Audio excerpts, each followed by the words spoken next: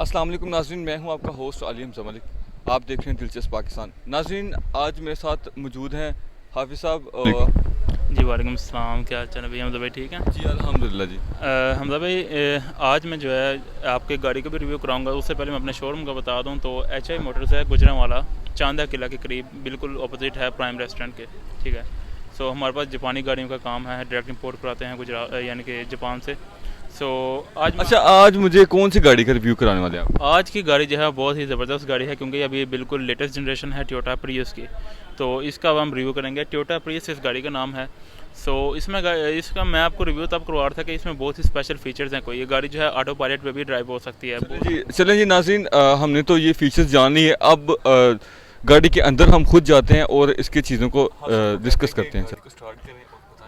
So guys, इसमें मैं आपको बताता हूँ कि आपको जो है वो इमोबिलाइज़र की दी गई है। तो आपको यानी कि यहाँ पर पुश स्टार्ट बटन प्रोवाइड किया जाता है। तो सिंपली की को है जो आप यहाँ पर रखकर पुश स्टार्ट बटन से मैं आपको स्टार्ट करके दिखाऊँ तो ये गाड़ी को एक बटन से आप गाड़ी को स्टार्ट कर देते हैं। आप यहाँ पर डैशबोर्ड में से इसका डिस्प्ले आपको प्रोवाइड किया गया है, वहाँ से गाड़ी देख लें। सबसे पहले गाइस मैं आपको बता दूं कि इसमें बहुत ही कुछ ज़बरदस्त फीचर हैं। जिस तरह के इसके सबसे पहले AC की अगर बात करें तो ऑटो क्लाइमेट कंट्रोल इसमें आता है। आप जो है सिंपली इसमें ऑटो का बटन अगर दबा दें तो ये गाड़ी जो है वो खुद ब खुद इसका जो क्लाइमेट कंट्रोल है वो ऑटो पे चला जाता है, और आउटसाइड टेम्परेचर को मद्देनज़र रखते हुए इसका टेम्परेचर आपको लो ये गाड़ी करती रहती है। उसके बाद आप बाकी अगर इस गाड़ी में देखें तो आप अगर इसके लेवर की बात करें, ये लेटेस्ट जनरेशन जो है इसमें प्रियस में आपको दिया जाता है कि इसका गियर जो है बिल्कुल आप इसे बिल्कुल स्मूथ ड्राइव कर सकते हैं बगैर किसी यानी कि गियर शिफ्टिंग के। यानी अगर मैं सिंपली इसको यहाँ पर लेके जाता हूँ तो ये गाड़ी रिवर्स में चली गई है, यानी कि इतना जो है वो आसान पीरियड है इसको यूज़ करने के लिए। यहाँ पर ड्राइव में चली गई है। वैसे आम गाड़ियों की बात करूँ तो आपको उसको ड्राइव से वापस लेके जाने के लिए पता नहीं कहाँ से घुमा के तो फिर हैंड ब्रेक पुश करनी पड़ती है। अब ये गाड़ी इस टाइम ड्राइव मोड में है तो मैं आपको बताऊँ सिंपली आपने ये P का बटन दबाना है। अब ये मैंने ब्रेक छोड़ दिया तो गाड़ी खुद ब खुद जो है वो पार्किंग में आ चुकी है। ठीक है, आपको ज़्यादा गियर को यूज़ करने की। अब इसमें कुछ ऑटो फीचर्स हैं, उसको मैं आपको बताता हूँ। इस गाड़ी को तकरीबन जो है वो ऑटो पायलट भी कहा जा सकता है, क्योंकि इसमें ऑटो फीचर्स इस तरह के हैं कि अगर यहाँ पे दिखाऊँ तो आपको रडार यहाँ पर मिल रहा है इस गाड़ी में। ठीक है, रडार के फीचर्स जो कि कार यूज़र है उसको पता होगा कि जिस गाड़ी में रडार होता है उस गाड़ी में लैंड सिस्टम मोड भी होता है, एंटी कोलिजन सिस्टम भी होता है, क्रूज़ कंट्रोल भी इसमें आपको प्रोवाइड किया गया है। अब मैं आपको बताता हूँ कि इसमें ऑटो पायलट के पीरियड किस तरह का है। आप अगर इसका क्रूज़ को सेट कर लेते हैं 80 की स्पीड पे, गाड़ी खुद ब खुद 80 की स्पीड पे जाएगी और अगली गाड़ी को देख के खुद ब खुद ब्रेक लगा देगी। मतलब आप इसमें 10 मीटर्स का फासला रख लेते हैं हमजा भाई अगली गाड़ी से। ठीक है, कि ये अगली गाड़ी है मेरी, 10 मीटर्स आप उसे दूरी रखना चाहते हैं तो गाड़ी वो जिस तरह तेज़ होगी आपकी गाड़ी भी तेज़ होगी, जिस तरह वो ब्रेक लगाएगी आपकी गाड़ी भी इसके 10 मीटर पीछे ही ब्रेक लगा लेगी। ये इसमें ऑटो पायलट का फेवरेट है। लैंड असिस्ट का मोड इसमें आपको प्रोवाइड किया जाता है। आप स्टीयरिंग को भी छोड़ दें, एक लाइन आपने सेट कर दी है, यहाँ पर आप देखें ये लाइन असिस्ट जो है वो इस टाइम बता रही है गाड़ी। ये गाड़ी खुद ब खुद जो है वो चल रही है, क्रूज़ कंट्रोल की सेटिंग आपने की हुई है, गाड़ी खुद ब खुद बगैर रेस दिए बगैर ब्रेक लगाए चल रही है। हैंडल को भी आप चुनना चाहते हैं तो एक लाइन में से सेट करके आप इसके हैंडल भी छोड़ दें। कोई आगे अचानक चीज़ आती है तो गाड़ी खुद ब खुद ब्रेक लगा देगी। और ये अपनी अगर कोई अचानक कार आ गई है सामने तो ये गाड़ी अपनी लाइन को इन मिरर्स में देख के यानी कि डिटेक्ट करके कि पीछे कोई गाड़ी तो नहीं है, ये अपनी लाइन से निकल के अगली गाड़ी को कट करके फिर अपनी लाइन में आ जाएगी। ये बहुत ही ज़बरदस्त फीचर्स हैं इस गाड़ी के लिए। वैसे तो सब इसकी प्राइस का क्या है? और प्राइस इसमें 2 वेरिएंट आते हैं। ठीक है, एक जो है वो फुल ऑप्शन रहता है, फुल पैकेज जिसे कहते हैं। वो अगर कैमरा आपको दिखाए तो वो सामने जो है हमारा फुल ऑप्शनल भी गाड़ी खड़ी हुई है वो सामने, उसकी डिमांड हम कर रहे हैं 50 लाख रुपीज़ और इस गाड़ी की डिमांड हम कर रहे हैं 47 लाख रुपीज़, क्योंकि फुल ऑप्शनल नहीं है। तो सेफ्टी फीचर्स के बारे में मैं थोड़ा सा बता दूं जो कि हम सब भाई पाकिस्तान के रोड में बहुत ही यानी कि एक अहम किरदार अदा करती है कि इसमें SRS एयर बैग कितने हैं। इस गाड़ी में आप खुद हैरान होंगे कि 8 SRS एयर बैग हैं। और SRS एयर बैग अगर मैं थोड़ा सा आपके चैनल के बारे से बता दूं कि SRS एयर बैग ये होता है कि जब आप गाड़ी का एक्सीडेंट होता है आपका, अगर ये स्टीयरिंग में SRS एयर बैग है, एक यहाँ पर है एक डैशबोर्ड पे। स्टीयरिंग का बता दूं, अगर मैं एक्सीडेंट होता है आगे कोई अचानक गाड़ी जो है वो आगे आ गई है तो उसके साथ गाड़ी टकरा गई है, यहाँ से एक एयर बैग निकलेगा, बैग इस तरह फटेगा, उसमें एयर हो गई। ठीक है, मैं ना स्टीयरिंग के साथ इस तरह लगूंगा ना शीशे से बाहर जाऊंगा, मैं उस गुब्बारे के ऊपर जाकर लगूंगा तो मैं सेफ हो जाऊंगा। इसमें 8 हैं, एक यहाँ पे स्टीयरिंग में, एक यहाँ पे डैशबोर्ड में, 2 फ्रंट पिलर्स में, 2 आपकी सीट्स में है जो कि साइडों से बाहर आते हैं, 2 बैक पिलर्स में आपको मिलेंगे। फुल सेफ है बंदा इसमें, फुल सेफली कार है। ब्रेक की अगर बात करें तो ABS ब्रेक जिसे एंटी लॉक ब्रेकिंग सिस्टम कहते हैं और फुली ऑटो ब्रेक्स हैं इसकी।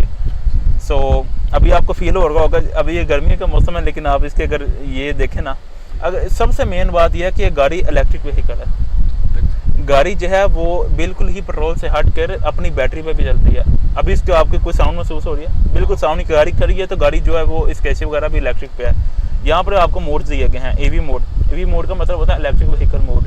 इसका अगर मैं प्रेस करता हूँ तो आप वहाँ पे देखें इकोनॉमी मोड भी है, एवी मोड भी है, पावर मोड भी है, चार्जिंग मोड भी है। चार्जिंग मोड पे ये है कि गाड़ी जो है वो बिल्कुल बैटरी की चार्जिंग पे आ जाती है, ठीक है।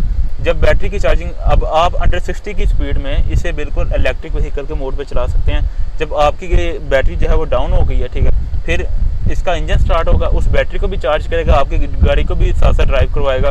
जब वो बैटरी चार्ज होगी, इंजन फिर बंद होके फिर दोबारा जो है वो इलेक्ट्रिक व्हीकल वो प्रोसीजर हो जाएगा। अब जो है सब कहते हैं कि जी हमें चला के दिखाएं और सारा इसकी टेस्ट ड्राइव पे जाते हैं। सो सिंपली अब इसके यहाँ से मैं इसको ड्राइव मोड पे लेकर आता हूँ, तो देख रहे हैं पार्किंग ब्रेक जो है रिलीज को। इसकी टेस्ट ड्राइव पे मैं हमजा भाई के साथ जा रहा हूँ। तो हमजा भाई आपको कैबिन नॉइस जो है वो बिल्कुल रिलीज नजर आएगी इस गाड़ी में। आपको किसी किस्म का शोर सुनाई देगा? तो इस गाड़ी की खुद की आवाज़ भी है वो 0% भी नहीं गाड़ी के अंदर आ रही। जापान ने कैबिन नॉइस, सेफ्टी फीचर्स और आपकी स्मूथनेस को बहुत ही मद्देनज़र रख के जो है वो अपनी गाड़ियों को बनाता है। इस गाड़ी की अब मैं आपको पिक चेक करवाता हूँ, तो आप पिक चेक कर लें कि आपको ये नहीं लगेगा यार ये हाइब्रिड कार है तो इसकी जो है वो पिक थोड़ी सी ज़्यादा यानी कि कम होगी। बिल्कुल स्मूथ इसकी ड्राइव और पिक बहुत ज़्यादा है इसकी, ठीक है। आपको 0 to 100 भी अभी थोड़ा सा चेक करवाता हूँ मैं। सो बाकी गाइस अगर इसकी फ्यूल एवरेज की बात जो है, अगर हमजा भाई आपको पता है पाकिस्तान में फ्यूल कितना महंगा है, ठीक है, मेरे ख्याल से 127 रुपीज़ जो है वो तकरीबन चला गया अभी जो है लेटेस्ट जो इसकी प्राइस में देख रहा था। तो कार यूज़र जो होता है उसके लिए जो मेन बात होती है वो फ्यूल की भी बचत होती है। इस गाड़ी की अगर मैं आपकी फ्यूल एवरेज की बात बताऊँ तो ये गाड़ी अंडर सिटी 25 प्लस की फ्यूल एवरेज आपको देती है, यानी कि 25 किलोमीटर पर लीटर। यहाँ से गुजरावाला से अगर आप लाहौर जाएँ तो तकरीबन ये 500 के पेट्रोल या 600 के पेट्रोल में वापस भी आ सकती है। ये इस गाड़ी का फीचर है, ठीक है। सो 1.8 सीसी इसका इंजन है, ठीक है। अब थोड़ी सी इसका आपको डेमो दिखा देता हूँ इसकी पिक का।